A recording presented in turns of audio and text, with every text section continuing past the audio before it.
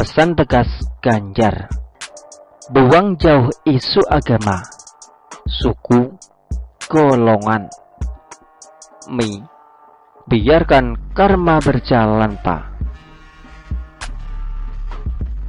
Bangsa ini pernah terjadi pembelahan karena perbedaan pilihan.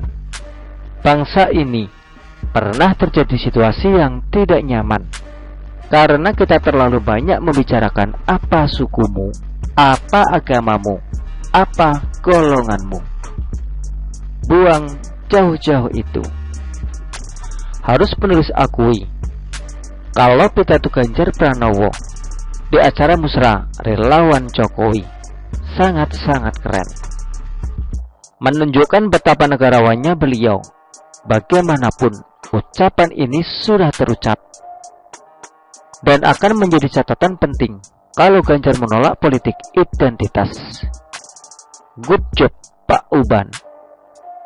Ini adalah pidato kedua Capres Indonesia setelah sebelumnya Prabowo menegaskan menolak saling menjelekkan sesama Capres. Walaupun penulis kurang setuju kalau Anies salah satu putra terbaik bangsa, tapi penulis acungkan jempol buat sikap yang ditujukan Prabowo.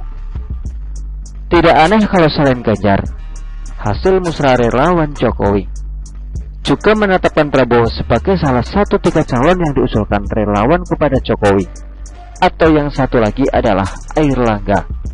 Pidato Ganjar dan Prabowo ini sangat kontras dan bertolak belakang dengan Anies, yang saat diwawancara memaklumkan politik identitas dengan mengatakan wajar jika dalam pertarungan politik muncul perdebatan soal identitas calon-calon yang bersaing. Memang Anies tidak sepenuhnya salah, karena siapapun tidak akan bisa mengatur seluruh rakyat Indonesia dalam berkampanye. Akan selalu ada negatif atau black kampanye berdasarkan sara.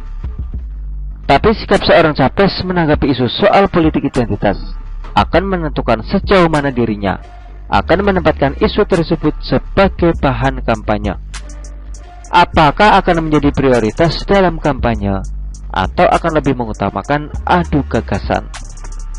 Sayang sekali, pernyataan Anies malah membuat penulis kembali yakin kalau Anies akan menikmati politik identitas. Alih-alih menghimbau pendukung untuk tidak melakukan hal tersebut. Ya, jujur saja, memang politik identitas ini kalau ada isu yang sangat pas, bisa tiba-tiba membesar dan memenangkan capres tertentu. Anies yang punya sifat pokoknya menang tentu tidak akan melepaskan kesempatan emas tersebut. Sejauh ini penulis sudah tahu capres mana yang potensial akan penulis dukung, tapi penulis belum akan meresmikan dukungan penulis karena masih banyak pertimbangan.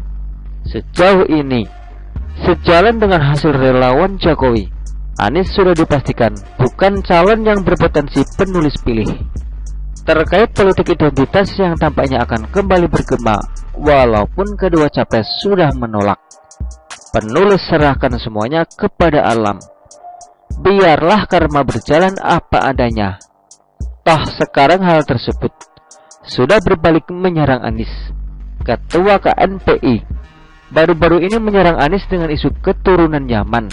Di berbagai media sosial, isu ini selalu ramai dibicarakan di mana-mana. Bagaimanapun alam punya mekanismenya sendiri dalam memberi pelajaran. Kali ini, Anies dan pendukungnya sedang merasakan bagaimana rasanya diserang karena identitas kesukuan. Anies yang keturunan Arab Yaman seolah diharamkan menjadi pemimpin karena dianggap bukan pribumi. Silahkan Anies dan para pendukungnya nikmati ini semua ya. Ingat pesan Ahok, satu persatu dipermalukan. Begitulah kura-kura. Artikel ini diambil oleh siwa.com dan ditulis oleh Jaya Wijaya. Bagaimana menurut Anda?